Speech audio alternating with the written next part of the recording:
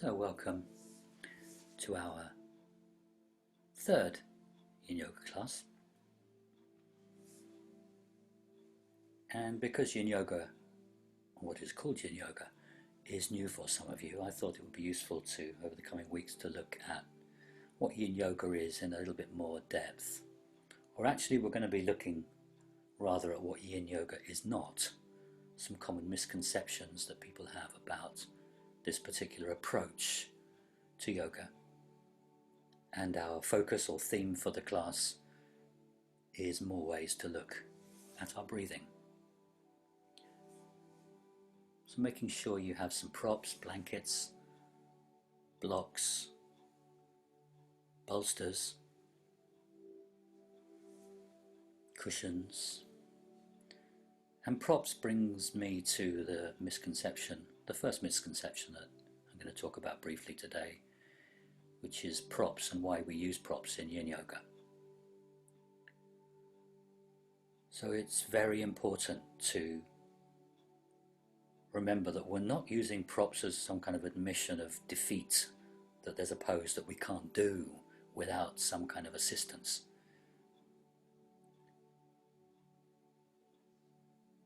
And nor do we use them, as some classes do, to make very advanced, very bendy postures accessible to every body. Because Yin postures are mostly very simple, and there are always alternatives for the few that we might find don't suit our bodies. So we don't use props in a Yin class to remove and eradicate discomfort. Yin Yoga is not about lighting candles, lying across a bolster and chilling out for an hour. Although of course there's nothing wrong with that, but that's more the realm of what's commonly called restorative yoga. And Yin should not be confused with restorative yoga. The experience of Yin Yoga is very different. We use props strategically in Yin Yoga to promote just the right degree of stress and just the right degree of stimulation for our body at that particular time that we're doing it. And we can use the props not just to decrease the sensation, but also to increase the sensation. So we can make the pose stronger, or we can make it more gentle by using props. So whatever props we use or don't use, we find a position where we're feeling just the right degree of sensation that we can hold for the required time. In these classes, typically between 3 and 5 minutes, so that we can then release more deeply into the pose without having to tighten or tense, without having to become muscularly engaged. Because as soon as we do that, as soon as we tense just a little bit and tighten, then we can't work deeper into the connective tissue. The muscle contracts and protects us, protects the body from working a little bit deeper. So we don't necessarily get the full benefits from the shapes that we adopt. So very often we'll use a prop so that we can then just release into the position. Whereas normally without the prop we would be tensing that particular area of our body. So we're going to start, as we're going to start the Monday class, a little bit further on into that,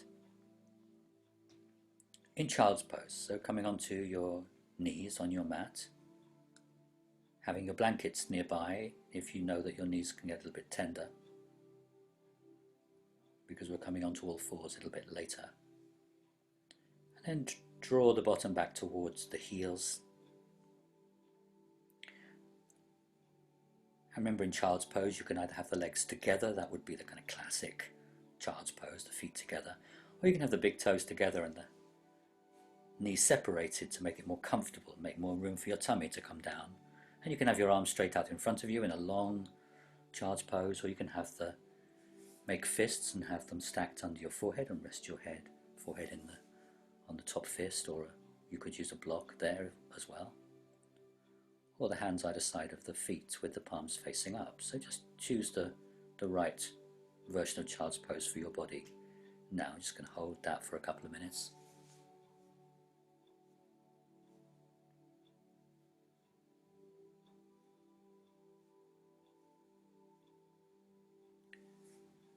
So you're just moving into your experience of breathing in this position,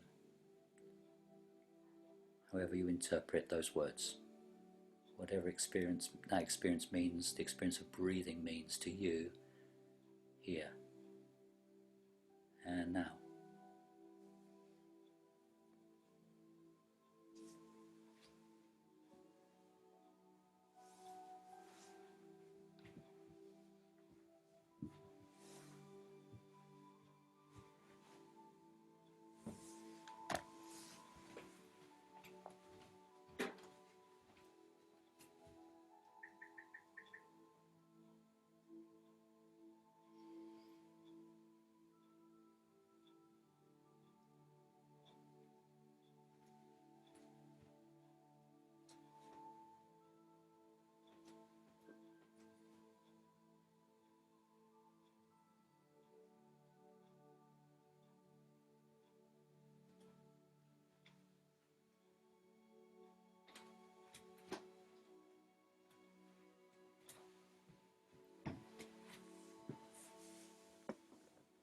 And then slowly coming up onto all fours. And just a few up and down cats. So just checking, as always, in the starting position, tabletop position, your shoulders are above your elbows are above your wrists, your middle fingers are pointing forwards, your hands are spread equal weight into the full surface of both hands. And your hips are above your knees. It's a straight line down, plumb line down from your hips to your knees. And as you exhale, gently draw the tummy up, draw the chin down, press gently into the hands and round your back. And as you inhale, allow the tummy to come down, but don't force it down, as you gently arch the back, keeping the back of the neck very soft as the head comes up. Exhale again, pressing into the hands as you go to the down position, rounding. Inhale in your own time as you come to the up position, just using this posture to smooth out your breath. As you feel the breath moving through you, and as you feel the breath move through you, you feel life moving through you.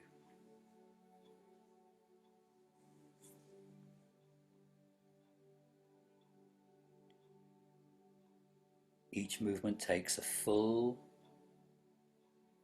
inhalation or a full exhalation. Your breath begins the movement. The movement follows the breath.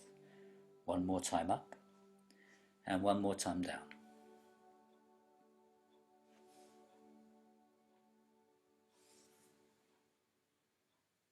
And then we're going to begin to loosen up the pelvis and the sacrum. So begin to roll the hips around, make small circles with the hips in one direction. And then as and when you feel ready, begin to make those circles progressively bigger and bigger. And as you do, you might come forward so your weight comes over your arms, and come back so your bottom comes back towards your heels. So just find your rhythm, feeling the breath moving through the posture as you circle around in the same direction. Loosening up the sacrum, loosening up the lower back, the spine, the hip joints.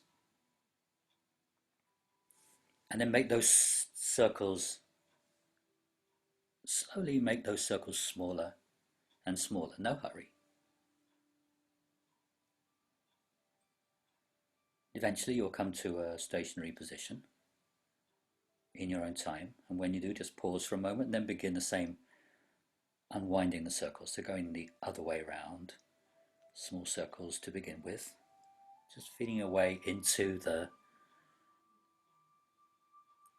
pelvis, the sacrum, the lower back, the hip joints, the spine, and then as you come forward, a bit of work there in the shoulders as well, and the arms as you make your circles.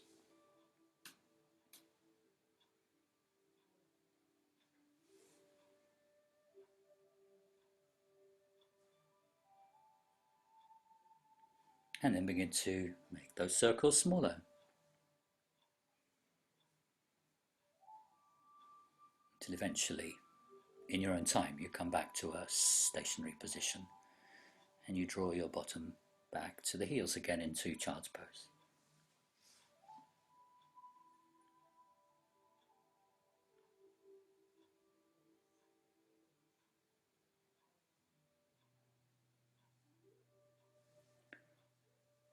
And then over here, take one of your blankets and roll it round into a sausage shape and place it behind your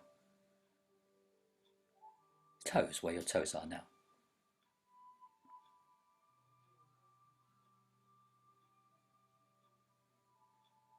And then come up onto all fours.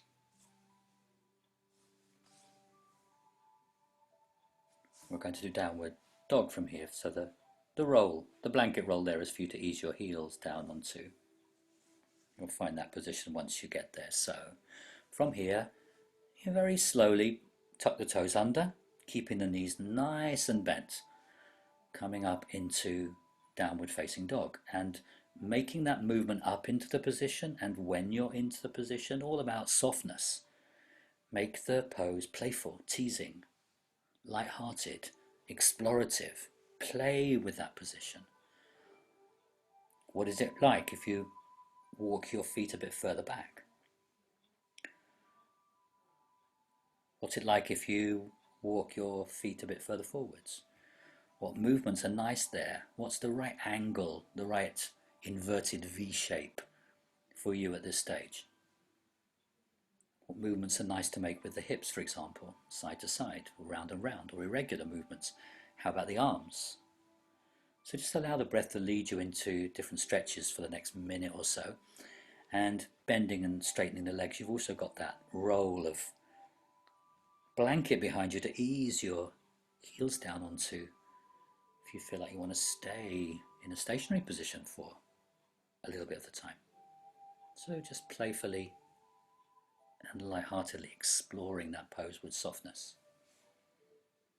Not something we normally have time to do in a yang class where we only very briefly in downward facing dog.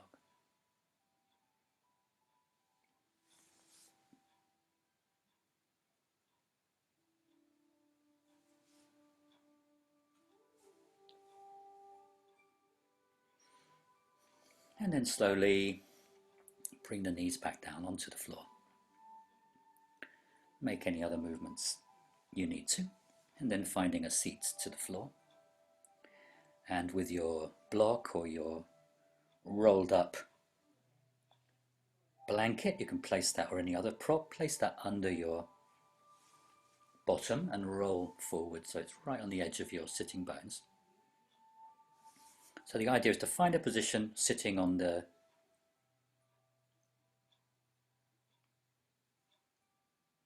blanket or the other prop where your hips don't rotate backwards. That's what we're doing. We're stopping our hips rotating backwards. We want our hips to rotate forwards.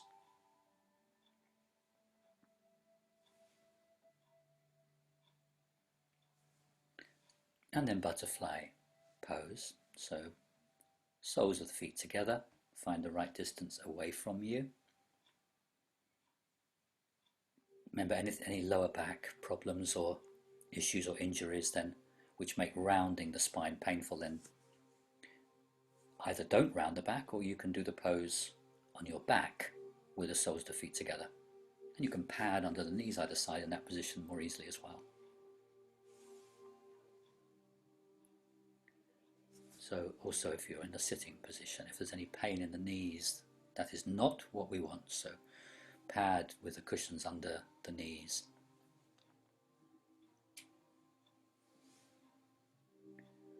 Tops of your shoulders should move gently back. as you become rounded, if you haven't already, forward. And that tops of the shoulders moving gently back might be the signal for the body that stops it being hunched. You don't want to be hunched here.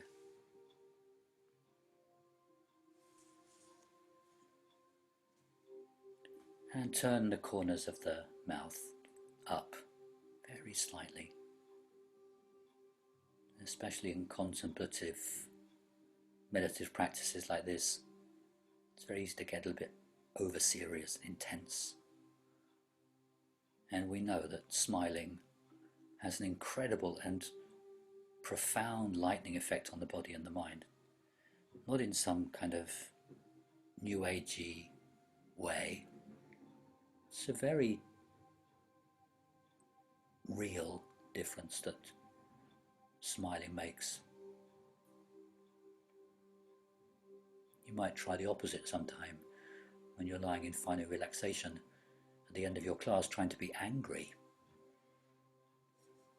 Normally find it just doesn't work. You've lightened your mood so much you can't change it. So these are profound.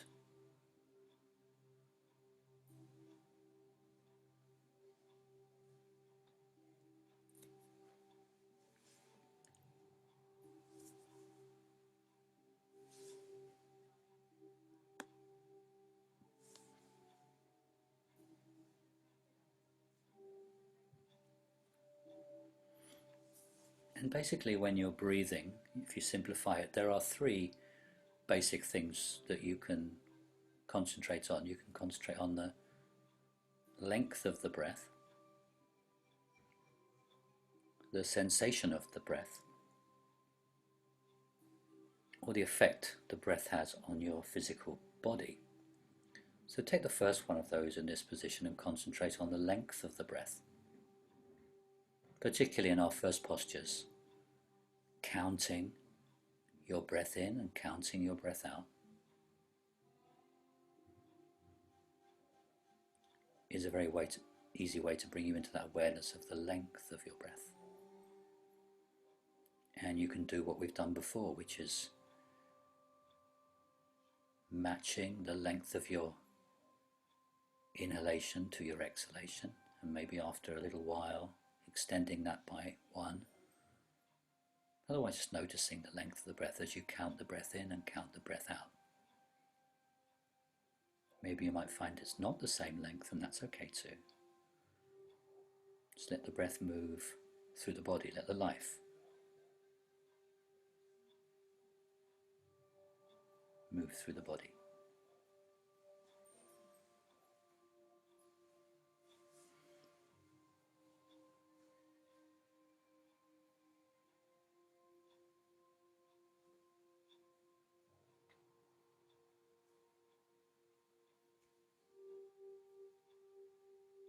In the last minute, is there a bit of space there that you can release into?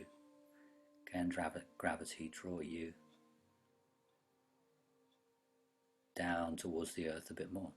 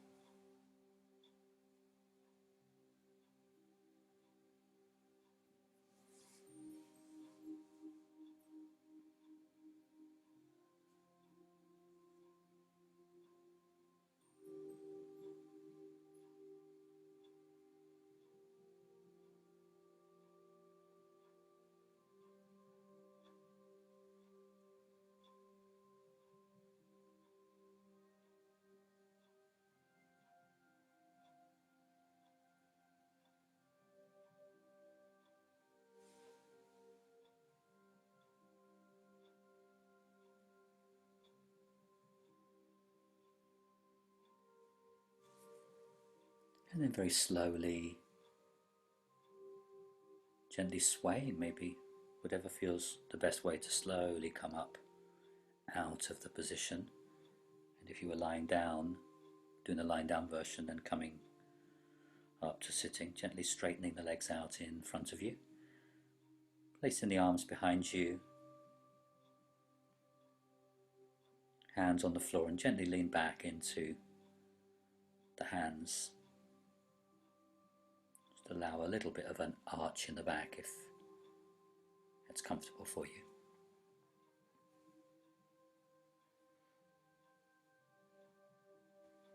And then readjust your pad, what you're sitting on. So with the legs straight out in front of you, the position of your pelvis is now slightly higher than the knees. So you get that forward tilt to the pelvis. The forward tilt to the pelvis makes the buttocks move back. Typically, people's hamstring muscles and inner thighs are quite tight, so if they tug on the pelvis and they make it tilt backwards, moving the buttocks forward, which is the opposite of what you want. You want the buttocks moving back. And then two poses here, possibilities. You can either have caterpillar, just keeping the legs straight, or you can have the legs widely separated into dragonfly. I'll give you some other alternatives here before we hold the pose. If you have very tight hamstrings, you can bend the legs. You can even bring the soles of the feet onto the floor in either position, either in caterpillar with the legs straight or in dragonfly with the legs separated. You can bend the legs and bring the heels on the floor, or even more, and bring the soles of the feet on the floor.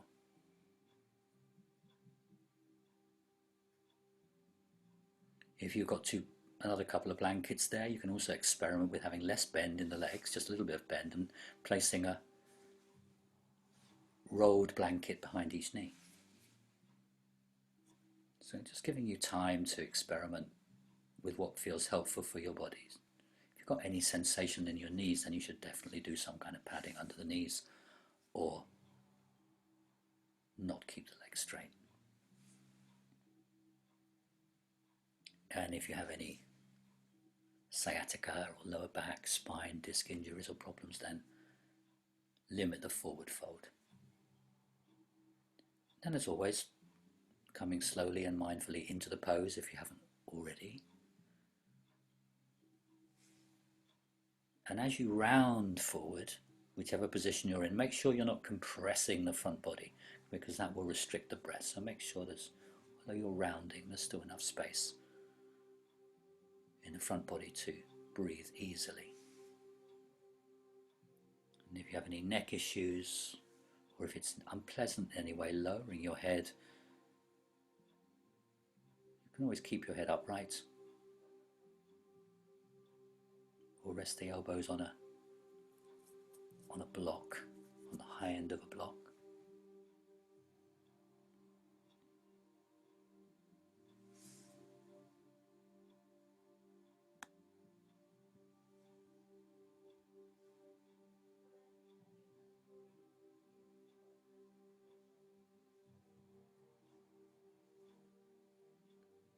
And again here,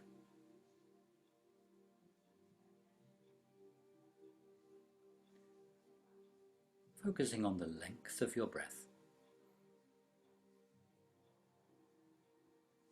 And have you noticed it changing over the course of the last few minutes? Has the length of the inhalation and or the exhalation changed?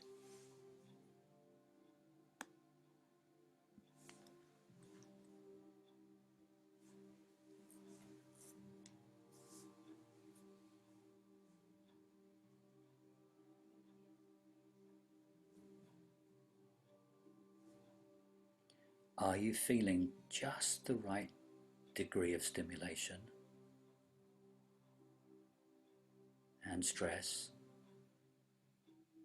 without having to be muscularly engaged?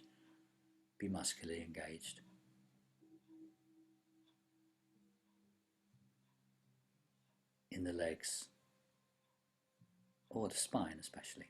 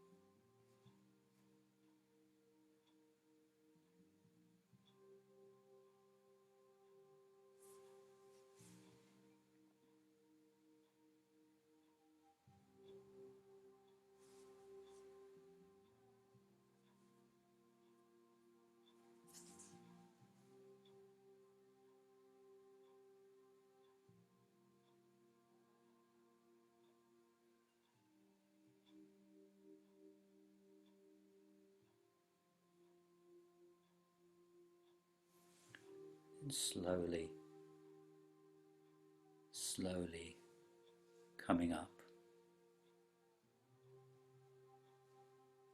And if you're in the straddle version of that with the legs wide, bend the knees and use your hands to bring the feet together. And then whichever posture you were in, bring the soles of the feet on the floor with the knees up and the hands behind you. The fingers can face forwards or back. Most people find it more comfortable to face the fingers forward. And then a few windscreen wipers here. Just allow the knees to drop from side to side in this position as you support yourself on your hands.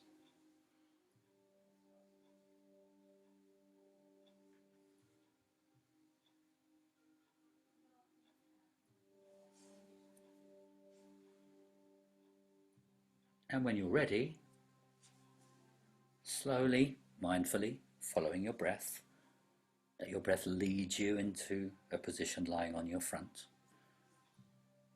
Place one hand above the other, make a pillow for your head. Place the forehead on the top hand, or turn the head to one side.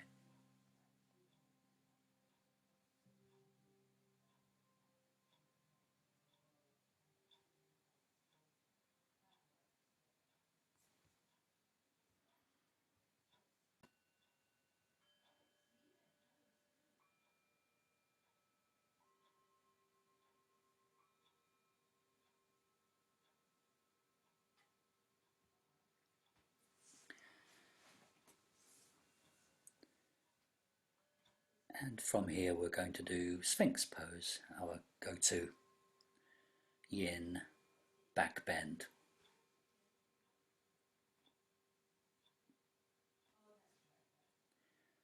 So just a few reminders about alternatives you can do before we get into the position.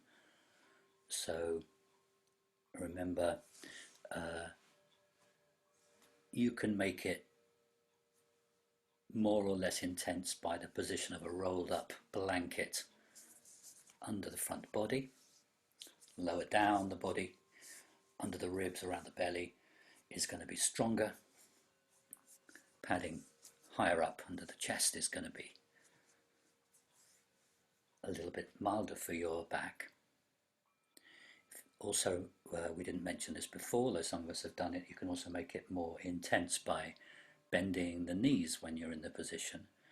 You can even go against a wall if that works for you in the room that you're in, and have the knees against the wall in the position, and from the knees down the feet are up the wall.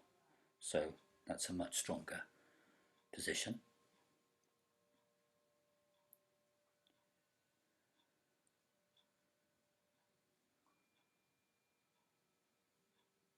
Also, a bolster or blanket under the pubic bone or the thighs also softens the pressure in the lower back. So just find your right position. You clasp your elbows with the opposite hands. You move the elbows just ahead of your shoulders and you prop yourself up. Further the elbows are out to the side. Again, that reduces the arch in the back. Closer they are, the stronger it is. If you like, you can place the palms of your hands flat on the floor in front of you, like the Sphinx. So find just the right amount of sensation. And if you're quite new to yin yoga, it takes quite a while that's why we repeat the same postures. There's only a limited number of yin postures, so you just get used to what's best for you and which variation works for you. And given that you hold them for about 4 or 5 minutes, we've got another 4 minutes in this pose starting from now.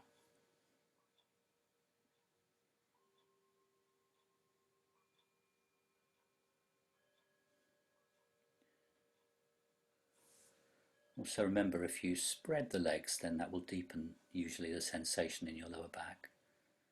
And if the legs are closer together, you release the sacrum a little bit and the sensations move more evenly along the spine.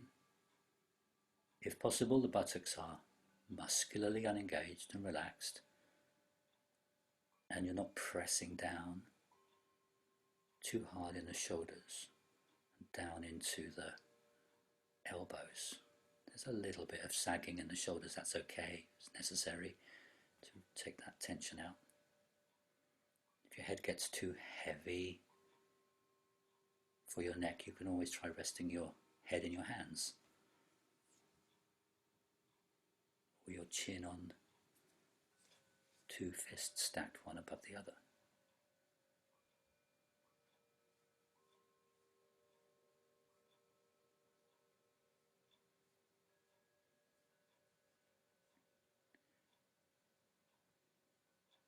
And this time, not the length of the breath, but just the sensation of the breath.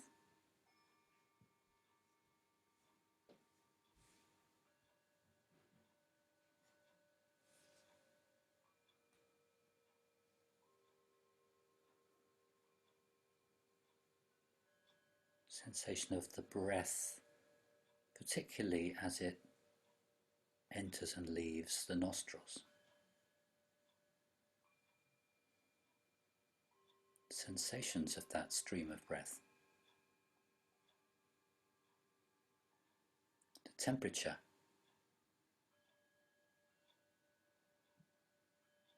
Of that breath as it enters and leaves the nostrils.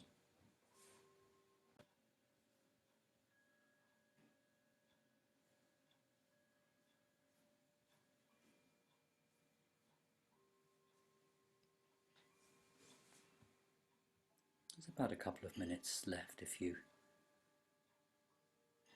as I know some of you do, want to come into seal pose.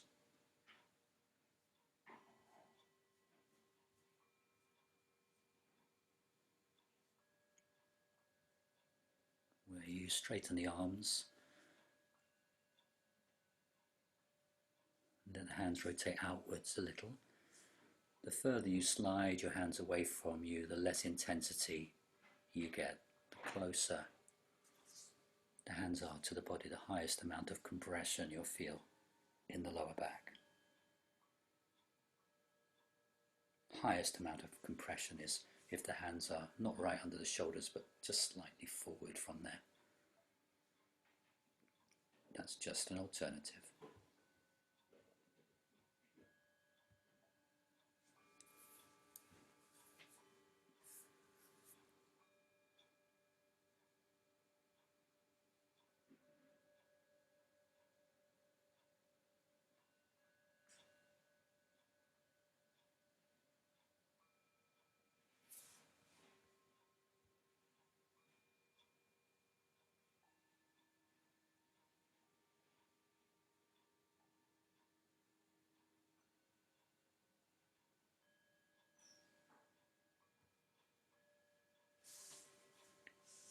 And then slowly, if you're in Sphinx pose, sliding your elbows to the side so you can come back to that position with the two hands stacked one on top of the other and making a little pillow for your head.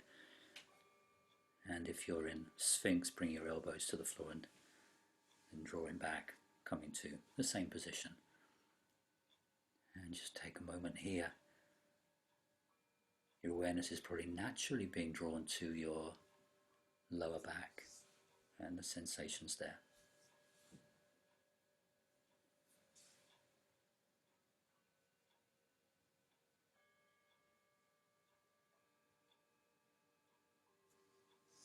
And then when you're ready, pushing back to child's pose.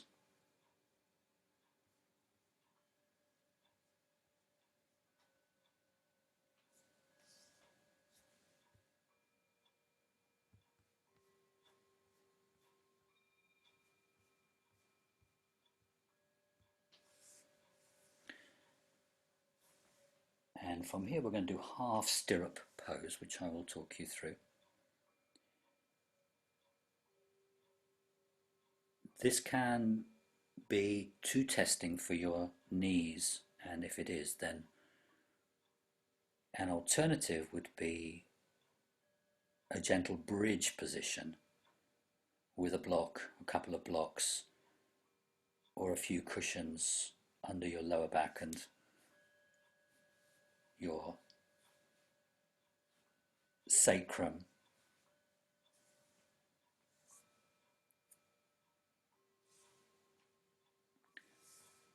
So that's one alternative. But if you're doing half stirrup, then you find your way into a seated position with your both legs straight out in front of you and the hands on the floor beside you. And bend your right leg and bring the right heel next to the right buttock.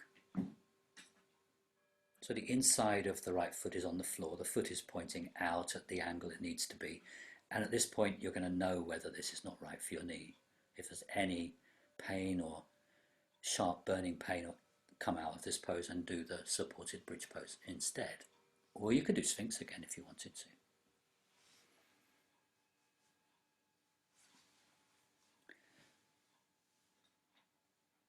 So if the bony bit of that foot in this half position is a little bit uncomfortable, you can always pad something under that bony bit of the inside of your right foot. And then bring the hands behind you, so you create a very slight arch in your lower back. That is the first variation of half stirrup. Now see what happens if you bend the straight leg and bring the sole of the left foot onto the floor. That's the second variation. So you can either have it here or you can have it straight, or you can change it during the hold. Third variation is to come back now onto your elbows. Is that possible? If it's not, return to the previous position. And if that's comfortable on your elbows, then you slowly lower your shoulders, your head, your upper back onto the floor as well, with your arms above your head, opening up the shoulders, making a stronger stretch to the hip flexors as well, if the arms are over the head. At that point, there may be an arch in your lower back.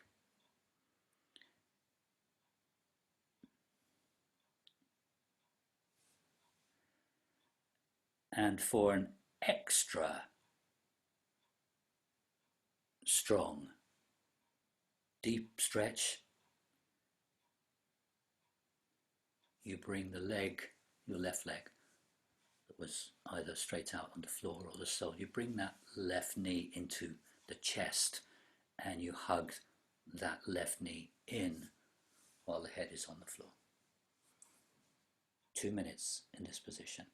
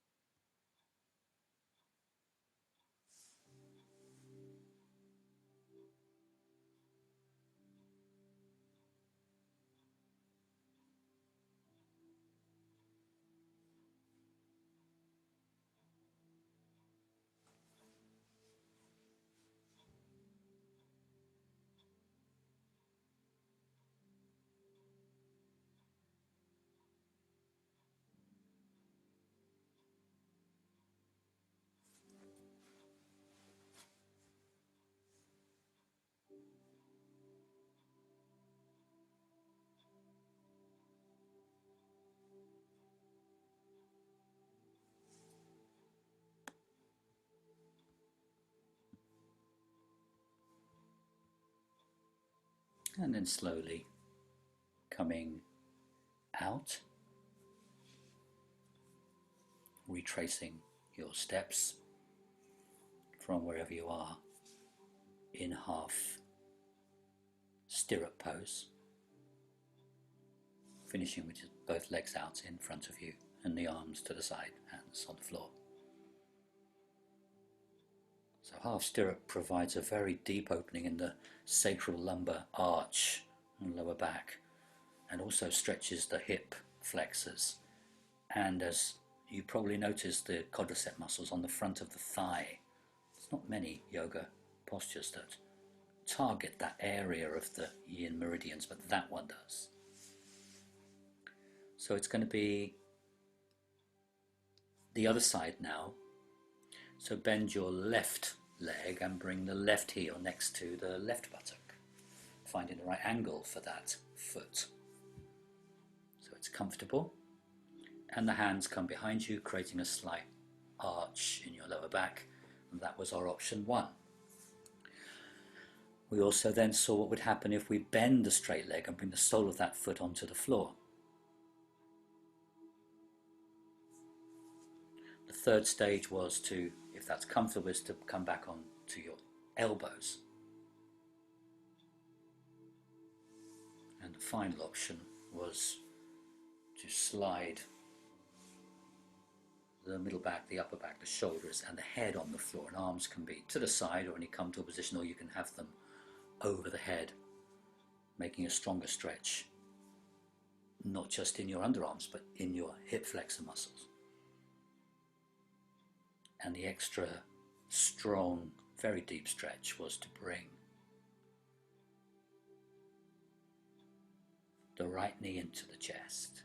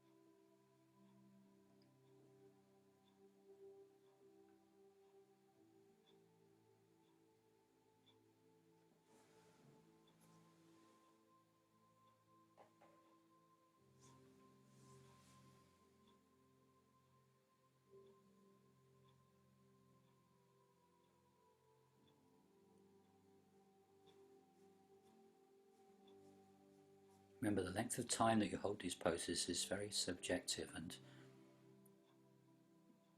keep reminding you to come out at any time. This is a new posture for many of you, and it does involve quite a lot of twisting and turning, so we've got another 30 seconds if you're still in the pose. Just noticing what's happening to your breath now. Is it being challenged more here? Or is it as calm and soft as it was when you started the class? What demands is this posture putting?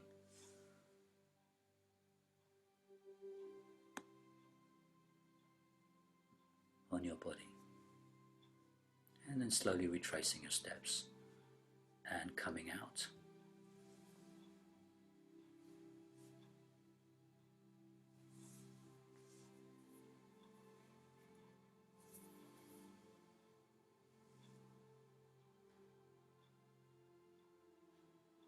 Again, you might find it nice to do those windscreen wipers here, so soles of the feet on the floor, feet about hip distance apart, hands behind you, weight into your hands, and then gently take your knees from side to side.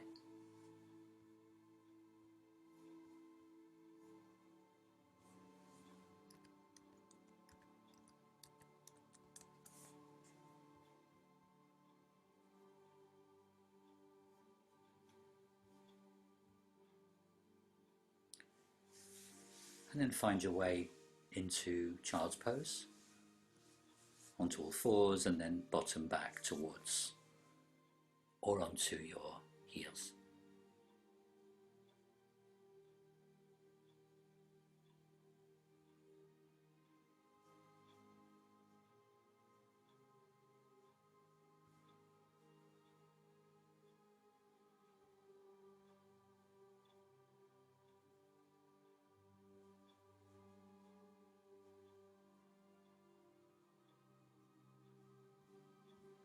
And from here we're going to do a wide child's pose, which is gentle stretch to gentle hip opener.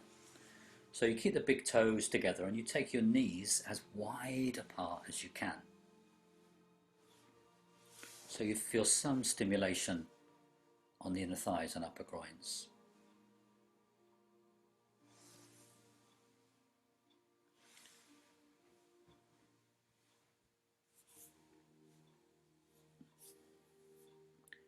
And then you bring your hands into arms into a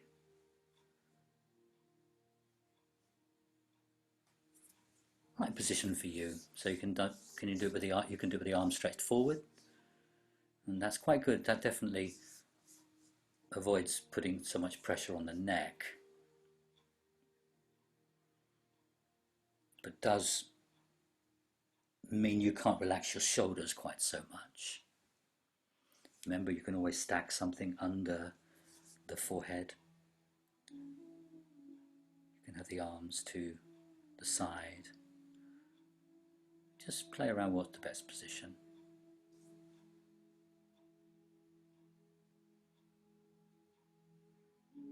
If you're lucky enough to have a bolster, then the classic restorative position here is to have the bolster under your chest.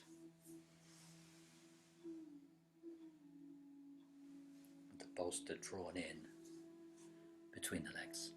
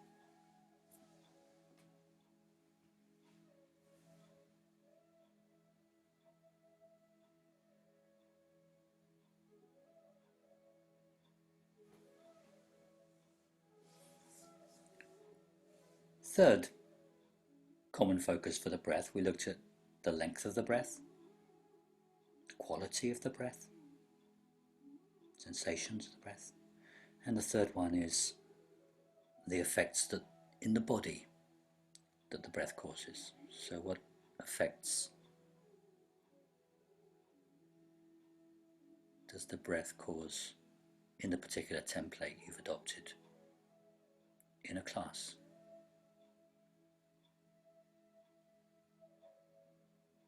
And that's where your curiosity is drawn.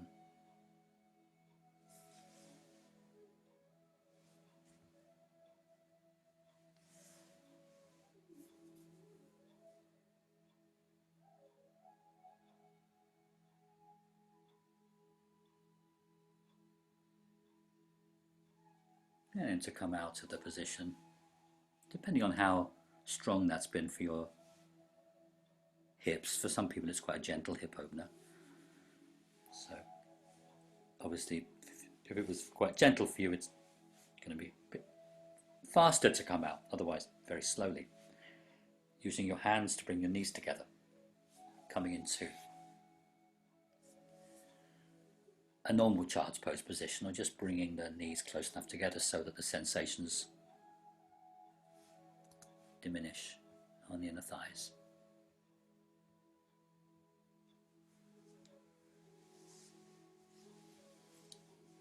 And then coming to lie down on your back with the arms to the side, palms of the hands facing up. Soles of the feet on the floor, knees up, feet about hip distance apart. And just take a few breaths there.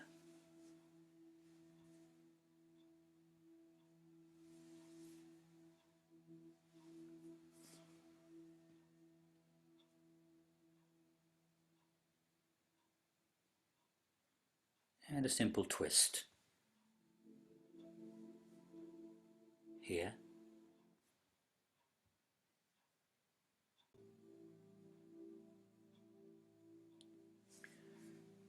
So you can have the knees together, you can have the knees separated a little bit, you can cross your right leg over your left, hugging the top of your left thigh and the bottom of your right thigh together, and then very arms out level with your shoulders, and gently drop across to your left. Ease into that twist.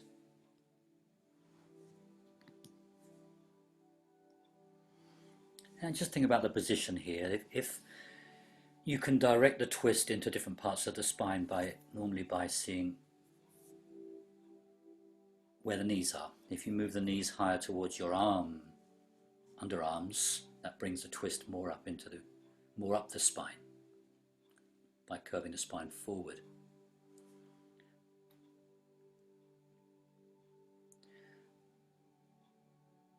Moving the knees downward arches the spine slightly, bring the emphasis more into the lumbar area, lower back and the sacrum.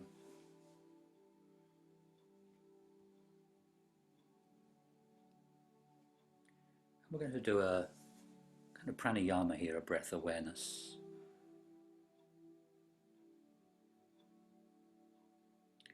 And we're going to inhale and exhale in 4 parts.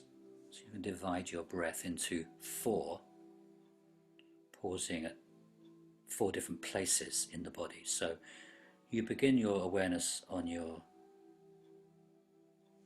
right thigh bone, and you inhale your awareness up to your hip. You pause there for a moment, and then up to your waist, and then up to your ribs, and then up to your shoulder. That will be an inhalation. And as you exhale, you dwell for a moment at the shoulder, and then down to the ribs, and then down to the waist,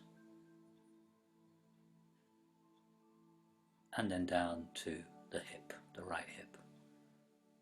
Take your awareness back to the thigh bone again. Inhale, hip, waist, ribs, shoulder.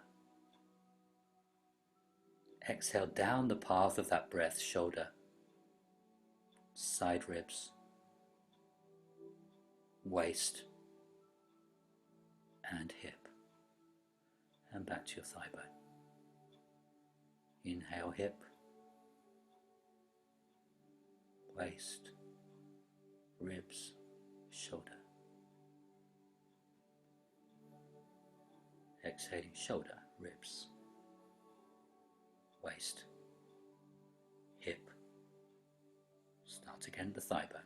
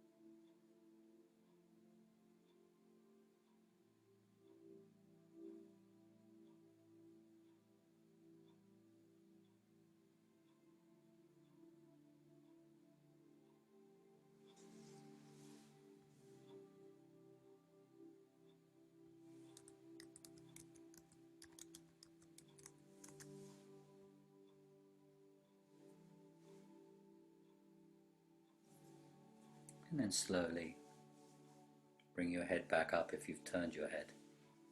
And then use your hands to bring the knees back to the center. And uncross the legs if they were crossed. Pause for a moment. Maybe get that sensation of energetically, because you were there for quite a long time, you're still kind of moving to your left somewhere in your awareness.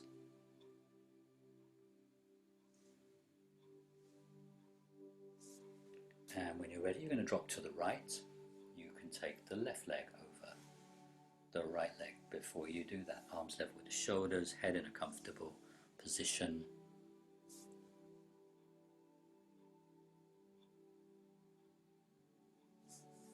And breathing as you did before, along the line of that stretch that you're feeling in the other side of the body, beginning with the thigh bone and inhaling to the hip, side of the waist, dwelling there for a moment, dwelling a moment at the ribs and the shoulder before you go back.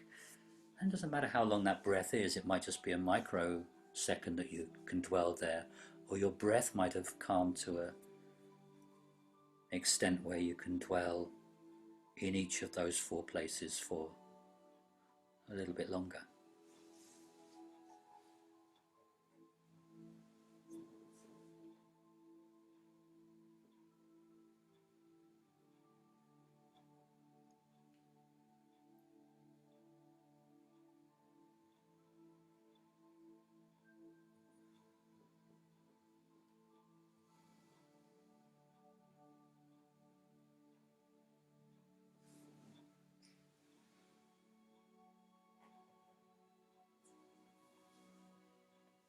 And it's inevitable that in a 3-minute hold your mind's going to drift off somewhere. With patience, you just gently bring it back to that breath awareness, that pranayama. Moving your awareness from your thigh bone to your hip, to the waist, to the side ribs and to the shoulder, and down from the shoulder to the ribs, to the waist, to the hip, and then down to the thigh bone.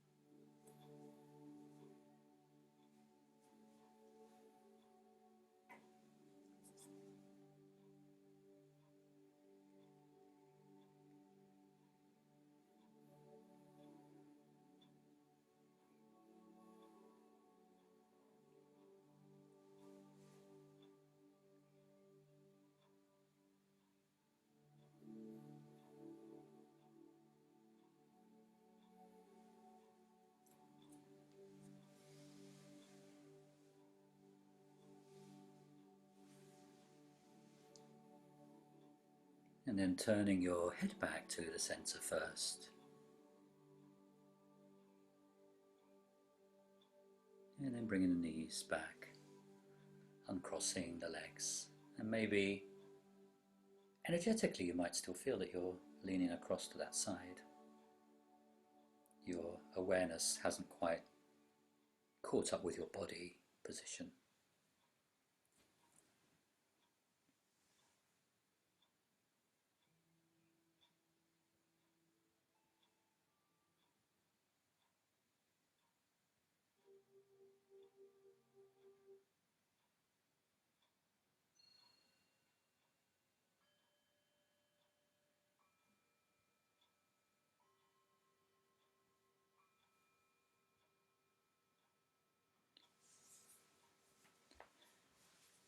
And then coming down for final relaxation, you might want to do happy baby saddle pose first, where you lie on your back and separate the knees, separate the feet, bring the hands on the inside of the legs and draw the knees down under your arms. Soles the feet flat to the ceiling like a dead bug, one of its names. Or any other movement, so you just feel you've been twisting for a while there, that last position for 6 minutes. So anything that makes you feel symmetrical again before you come to lie down on your back in final relaxation.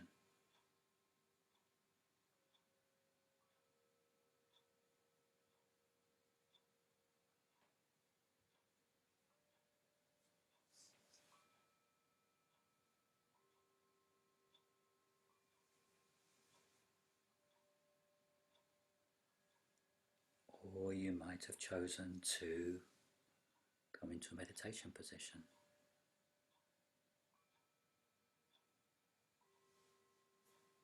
And I will leave you here for as long as you want to stay in this position. Hopefully you've become very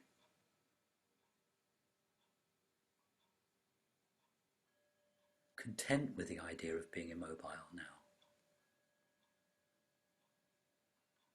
Just leave you with some words of affirmation to repeat to yourself after me. May I be safe and protected.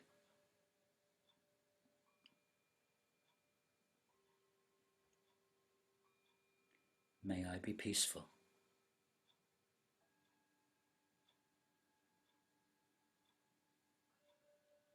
May I live with acceptance, ease, and with kindness.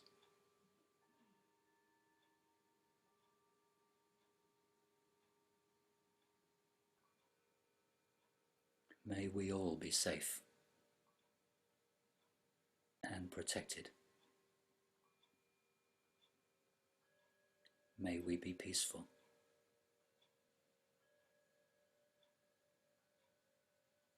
May we live with acceptance, ease, and with kindness.